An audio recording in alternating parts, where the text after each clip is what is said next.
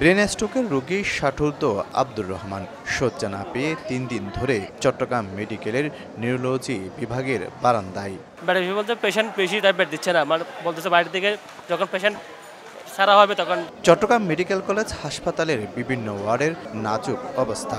শয্যা সংকটে বারান্দা ও সিঁড়ির মেঝেতে জায়গা হয়েছে বেশিরভাগ রোগীর। বহির্বিভাগেও দীর্ঘ লাইন।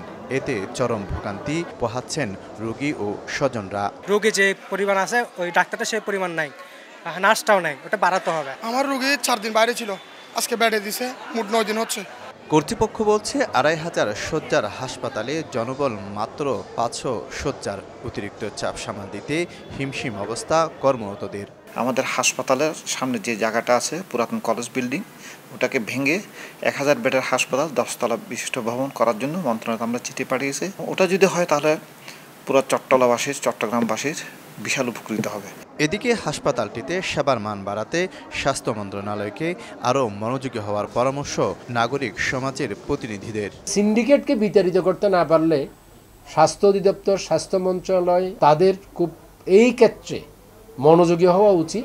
চট্টগ্রাম মেডিকেল কলেজ হাসপাতালে 2 বিভাগ মিলিয়ে প্রতিদিন অন্তত ৭,০০০ রোগী চিকিৎসা সেবা নেন।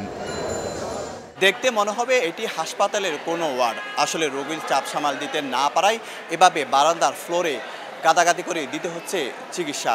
এ অবস্থায় নতুন করে অবকাঠামো নির্মাণের দাবি স্বজন ও রোগীদের। শফিকুল আলম, সময় সংবাদ, চট্টগ্রাম।